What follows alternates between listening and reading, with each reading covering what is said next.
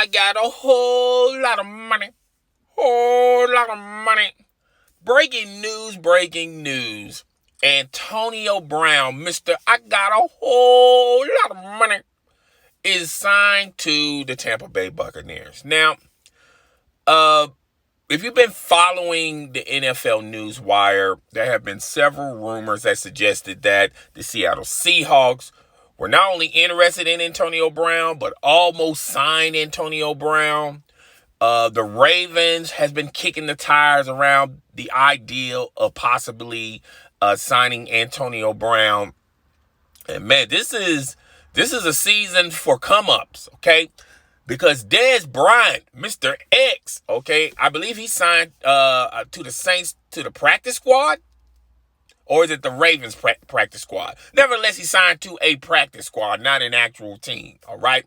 So this is the year of the come-up, all right? So Antonio Brown signed to the Tampa Bay Buccaneers. Now, if you've been following the timeline, Bruce Arrington, when they got Tom Brady, reporters were asking him at that time, well, what about Antonio Brown? Because it seems like he has established, when I mean Tom Brady has established a great relationship with one Antonio Brown up in New England. And the following was, we're not signing that guy. He was steadfast. We're not signing Antonio Brown. Bruce Arrington was with the coaching staff with Pittsburgh. Bruce Arrington also has been around Antonio Brown.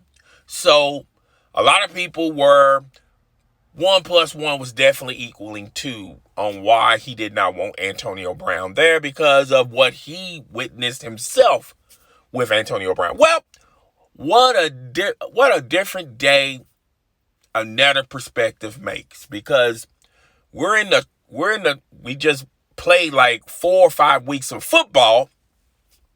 Well, 6, I believe, 7.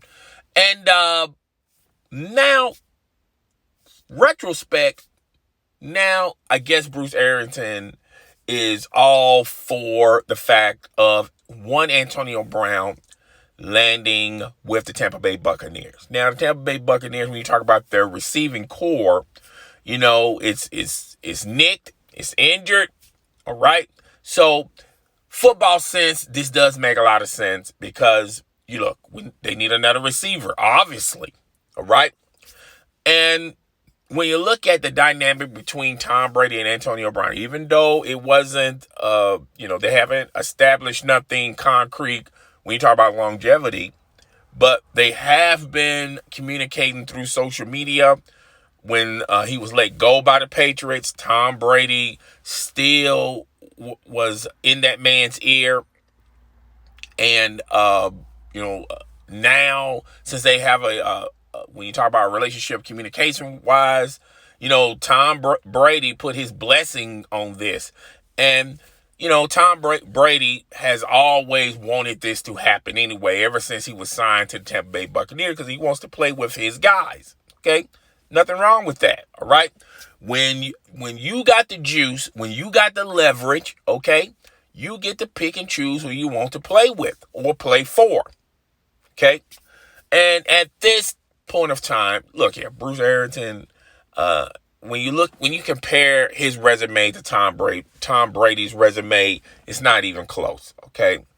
If anyone is suggesting that, it's Bruce, either you do what Bruce says, or, you're going to be in the doghouse. Not with Tom Brady. Come on. Bruce Arrington, matter of fact, if he didn't have Tom Brady, this probably would have been his last year with the Tampa Bay Buccaneers, particularly if they started off the gate 0-4 or with a losing record. Okay, I wouldn't even think he would have made it through this season without the services of Tom Brady. They're 4-2, folks. Okay, so me personally, I knew this was going to happen, even though he said in a press conference, steadfast, we're not signing that guy. Okay, what a difference time makes. So for football sense, this does make a lot of sense because their receiving core is nicked up. And, when it comes to Tom Brady, he likes his older targets. Ron Gronkowski. He's with the Tampa Bay roster, okay? He recommended them signing him. Trading for him. All right. He was in retirement. He was doing commentary for Fox Sports. And the Patriots and he still was under the Patriots' watch when it comes to, he still had an obligation with the Patriots. They made a trade for a retired player.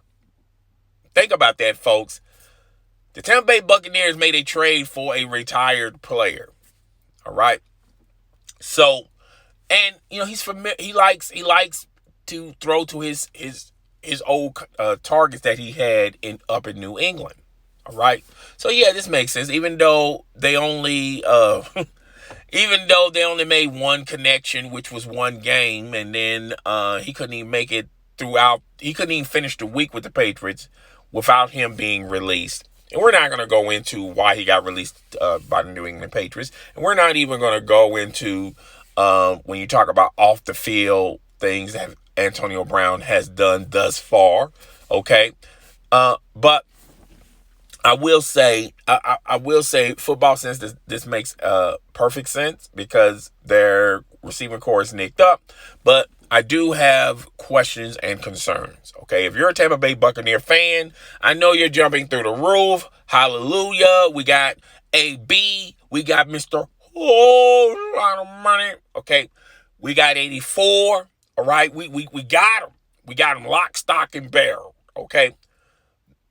At first, I knew we was going to go to the Super Bowl. Now, after this signing, we're going to go to the Super Bowl. Okay, I know you got dreams and aspirations of this, but you should have thoughts and concerns.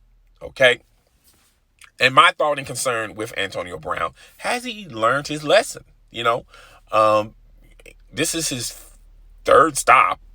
Okay, after Pittsburgh. Okay, he went to the Raiders. They paid him handsomely. All right. They allow him to speak. They were behind him through all the trials and tribulations of one Antonio Brown, particularly when he had an issue about the helmet gate. Okay. They were behind him on that, and they explored all options. And when all those options were explored, and then they said, look, you're still going to have to wear these new helmets, Antonio Brown had a hissy fit, started bashing the Raiders organization, and ultimately, John Gruden could not stomach what, Antonio Brown was regurgitating, right? All of a sudden, John Gruden couldn't explain why Antonio Brown behavior the way it is. And they came to a crossroad, and they released him. The man, if he would have just simply went to two of his requirement activities with the Raiders, he would still be with the Raiders. Or the Raiders would have owed him a lot more money. Mr. Whole lot of money. All right. I like that. Whole lot of money. All right. If he would have just done two of those requirement things, it would have been very interesting, but I still think the Raiders would have released them, and they wouldn't have no problem forking over. They would have to fork over the rest of his contract, because most of his money was guaranteed. So, yeah, they would still release them, but it would have been at a heavier price than what currently they're under right now when they release Antonio Brown. So Antonio Brown lands with the New England Patriots, okay? And I'm only talking about what Antonio Brown did on the field, not off the field, all right? So he went to the New England Patriots. They signed him. He played one stinking game with the New England Patriots. He built some type of trust and chemistry with Tom Brady, okay? And after that one game, there was some reports, I think it was on a Monday, of him sexual accusations. Can I talk today? And basically, all he had to do was just explain his side of the story. But no, he didn't do that.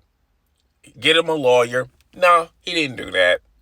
He decided to berate the young lady through a group text, and he got released there. Now, Antonio Brown thought that was kind of foul because the owner of the New England Patriots, Mr. Robert Kraft, was involved in a sticky situation.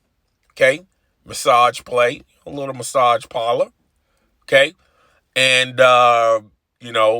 he was saying, like, look, y'all dealt with his problem. How come you can't deal with my problem? Well, it's simple, Antonio Brown. You don't follow protocol. You sort of just do your own thing. All right? So he got released there. All right? Now, he's been in and out of football. He wants to play football, then he retires. He retired from football. Now he wants to play football. Okay? He's back and forth. Not to mention he's doing other things off the field. Okay? And he's been suspended.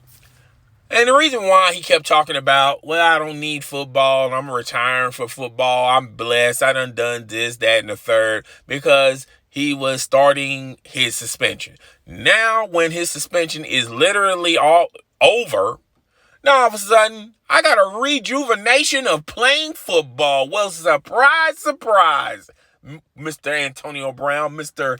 AKA, I got a whole lot of money, all right? So now, a lot of teams are knocking at the doors, kicking the tires around, exploring the possibility of signing AB. And the team that picked them up was the Tampa Bay Buccaneers. Now, I look at this like this, all right? Let's spew away from football, okay?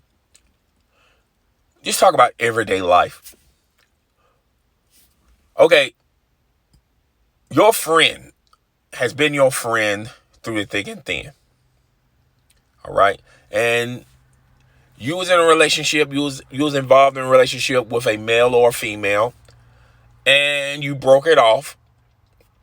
And your best friend, who's been there for you through the thick and the thin, all of a sudden wants to be involved in a relationship with that person that was totally destructive with you. I mean, he understands your history with that person, but yet they're basically in a relationship with someone who was very destructive with you when you had a relationship with them. Or let's just take it a stretch further.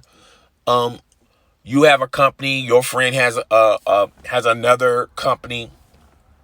Y'all, both of you have companies, and you let go of an employee that was the worst employee. Leaking information to other corporations, your rivals. Okay, then you had to let that person go, and that person didn't even last a week out there in the unemployment streets, and your best friend signs him. What that makes it's like a slap in the face, right?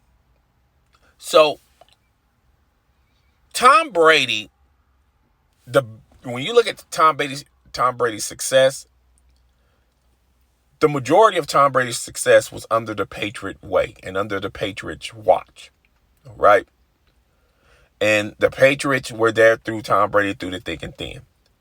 They knew who Tom Brady was when they drafted him. Every team in the NFL didn't think this guy could make it on their practice squad, much less being a starting quarterback in the National Football League. And the New England Patriots rolled the dice, drafted Tom Brady, and the rest, they say, was history. Okay? He was passed over 3 or 4 times, folks, but the Patriots picked him up. And they groomed him. They polished him. They took the dust off of him, and now he's the GOAT in the NFL when it comes to quarterbacks. All right? the GOAT. He's up there with Roger Staubach. He's up there with he's up there with Troy Aikman. He's up there with Joe Montana. He's simply up there. All right. And he's okay with playing with a receiver that bashed the same organization that had faith in you, Tom Brady. You okay with that? You're co-signing to that? Okay. There's no sense of loyalty, no sense of, being committed with an organization that was committed to you. Okay. Bruce Arrington, you was with the Pittsburgh Steelers through the good times. You even coached. You was a coach around Tom Brady. Mr. Whole Lot of Money, Antonio Brown. And how he was a disruptor with the Pittsburgh Steelers organization, called out the ownership, which is the same ownership, the Rooney family, that implemented a lot of things in the NFL, and how it was important for the Rooney family to make the Rooney Rule, where now African-American coaches are given an opportunity to interview for head coaches. That organization. And you're going to co-sign with somebody like that who did a Facebook Live in the locker room being a disruptor? You're going to co-sign to that? My mama used to always tell me, when you play with fire, you're going to get burned. And my thing of it is, this sounds good on paper, and it makes football sense. But I'm telling you, Antonio Brown is one of those type of players that if he gets 4 catches for over 100 yards with 2 touchdowns, he's perfectly fine. If the team loses, and if he gets those stats, he's perfectly fine. But if the team wins and he's only been targeted twice, what type of Antonio Brown you going to get? Is he going to be perfectly fine with that? I don't think so. I think when they sign him, he goes out practicing. He plays a couple of games for the Tampa Bay Buccaneers, and everything's sky's the limit. He's happy. Y'all winning and everything. But when these players come back from their injuries or somewhat healed with all the nicks and knacks of injuries they have, and now Tom Brady starts targeting them as well as his favorite target, okay, his tight end. How Antonio Brown's going to take that when he's not going to be targeted all the time? It's just a question. I'm just exploring a question, because if you look at his track record, he didn't take that kindly. When Juju was getting the targets, when he was getting the touches, when he was getting the catches, when he was MVP, when the Pittsburgh Steelers team gave him 1 MVP, Antonio Brown was getting the MVP back to back to back to back. Juju gets it one time, he has a problem with it. He's jealous. Envy comes out of him, oozes out of him. And now with Houston, we have a problem. It makes football sense, because him and Tom Brady, they got this dynamic type of relationship, even though, and, you knew Tom Brady was communicating with him, ever since he was with the Patriots. All right. So this is what loyalty gets you. When an organization has been there for you through the thick and the thin, they pick you up. You've been passed over X amount of times. They drafted you. They molded you. They accepted your limitations. But it didn't matter to them. They saw what was in you before you saw what was in you. They They threw you out on the field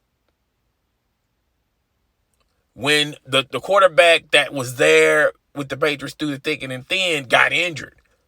And ever since then, you kept that job. You won Super Bowls with this organization.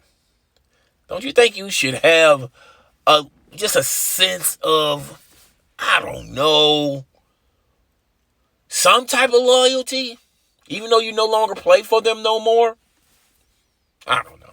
Just me, just throwing a random thought out there. But it makes perfect sense. Makes a great football move.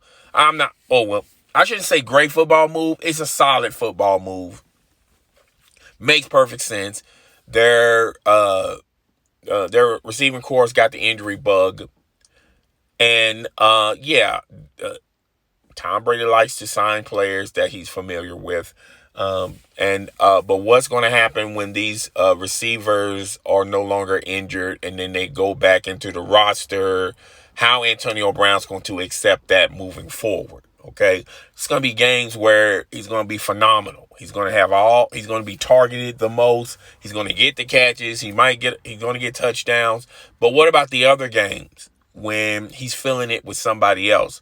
When he's filling it with Rob Gronkowski, when the Tampa Bay defense, where the Tampa Bay defense is dominating, and the Tampa Bay Buccaneers say, you know what, let's just ground and pound and just run the ticker off. How he's going to take that then? So those are questions that probably not going to be answered until he plays like 2 or 3 weeks with the Tampa Bay Buccaneers. But we'll find out. We'll find out very soon. Knowing Antonio Brown. AB, Mr. Whole Lot of Money. Okay, guys. That's it for this video. I will see you guys soon.